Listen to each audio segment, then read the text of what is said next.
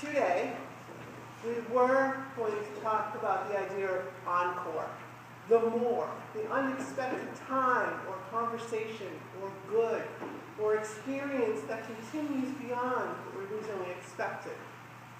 We were going to talk about Peter returning to his fishing life and his failure at that after seeing Jesus crucified. We were going to talk about Jesus' encore appearance in which Jesus had caused Peter to feed his lambs, to tend his sheep, to feed his sheep.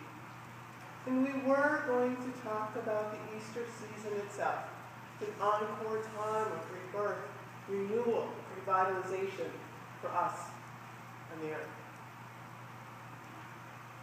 But sad to say, we're talking about more today because of this week's violent and heinous acts of terrorism and chaotic devastation. The more we've seen in the past few days is about terror and loss, death, fear, anger, horror, confusion, and pain.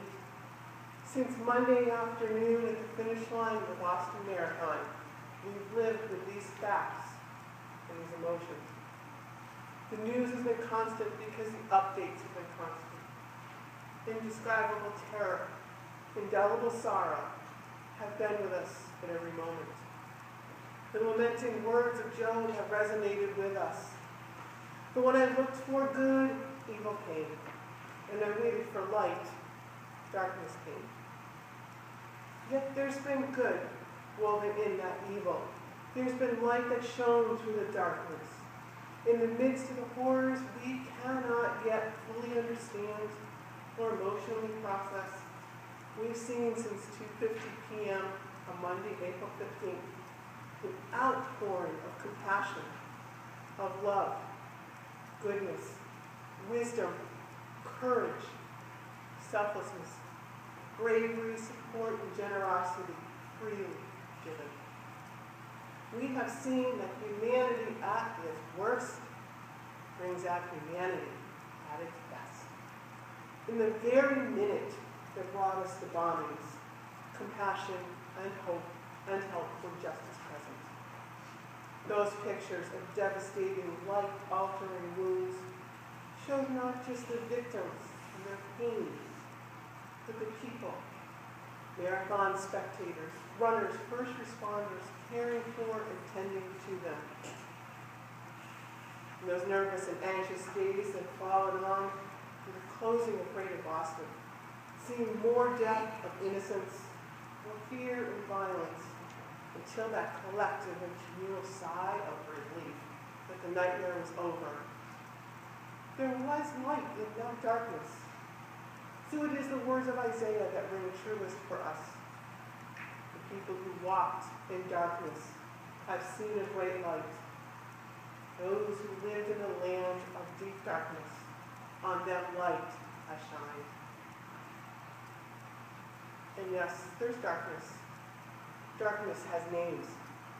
Martin Richard, Crystal Campbell, Ning Siglu, Officer Sean Collier. Darkness is lost life, lost limbs, lost senses. This is the grim honesty and reality. But that's why we live that grief and despair in prayer, in heartfelt thoughts and in love and in hope, for peace, for comfort, for healing, for consolation.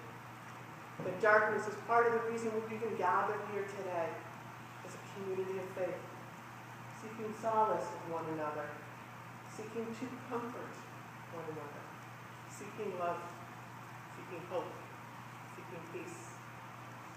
And there's light. There is light too. Robert Wheeler had just completed the race. He was savoring that thrilling moment, a moment of bliss, the college student said. The elation didn't last long. About a minute after he completed the race, the first bomb exploded, and the 23-year-old senior at Framingham State University ran towards the west. Robert later said, I hear this woman saying, help my father, fix my father. So he took off his shirt, and he wrapped it around the man's leg that was bleeding profusely. He kept his leg up over his shoulder to keep it above his heart and stop some of the bleeding. Well, the Framingham State student still waits to know how that man may be faring. After a marathon volunteer moved him from the bombing scene, Wheeler never saw that injured man again. After running the marathon, Robert's thoughts were with those who were suddenly suffering at the finish line. As much as it is a tough experience, I'm happy I was there, he said. I hope I made a difference in some way. Well, Robert had helped to stop the bleeding, and we've all heard of the runners who completed the marathon. Completed that marathon, and then ran another mile to donate blood. So yes, Robert, you and so many others whose names we don't even know made a difference.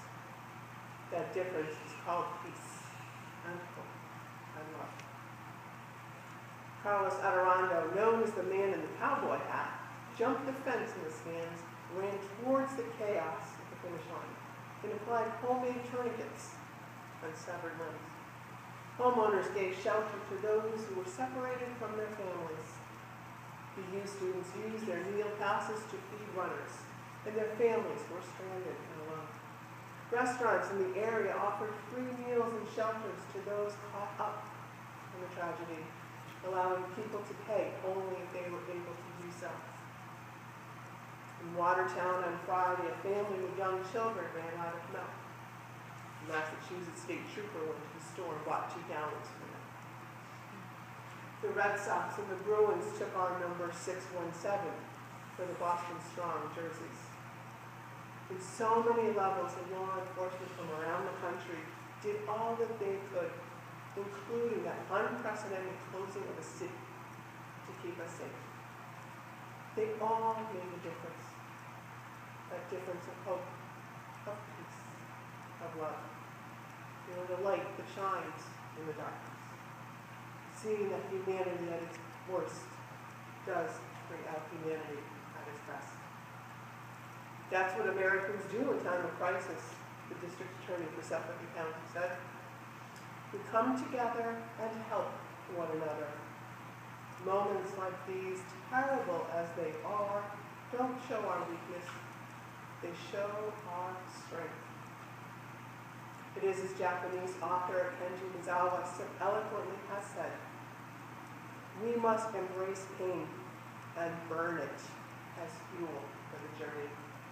When we embrace the pain, when we run toward the pain, we're gathering and kindling the energy needed for our journey to healing. Pain is burned as fuel for the fire. Those who suddenly became first responders in a crisis, those who ran away from the immediate scene to protect themselves, those who comfort, pray, and support one another afterwards, are all running toward the pain, to light and to stay the way, to healing in that land of deepest darkness.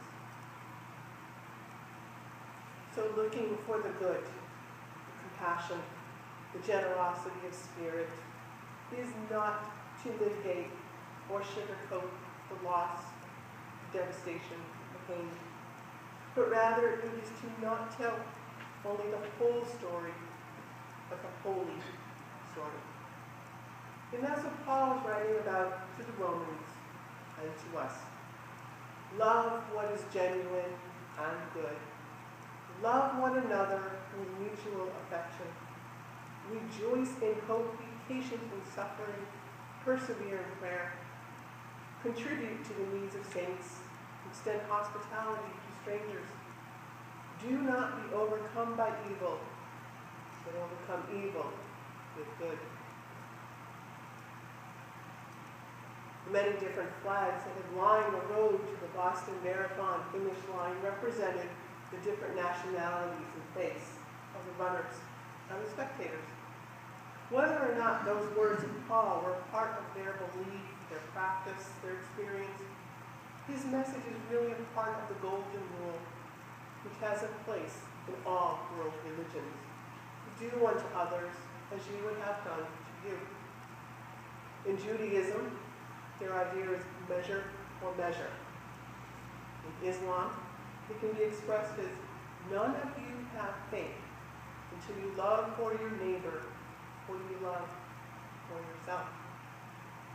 In Buddhism, it is known as one should seek for others the happiness one desires for himself.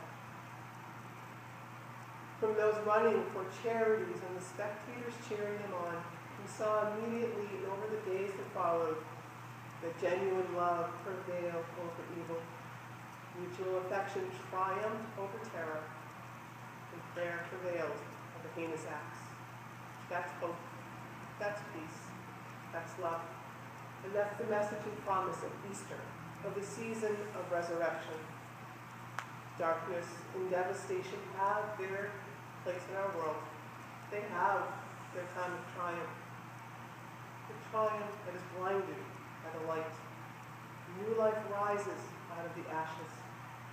Easter is defiance and tenacity in the face of death and destruction. Easter is hope and peace and love in the face of death and destruction. And that is the very purpose of this church, of the church at all. That's the essence and core and message of faith, lighting a way in darkness. And it's how we all sing in grateful praise for all God's gifts. Amen.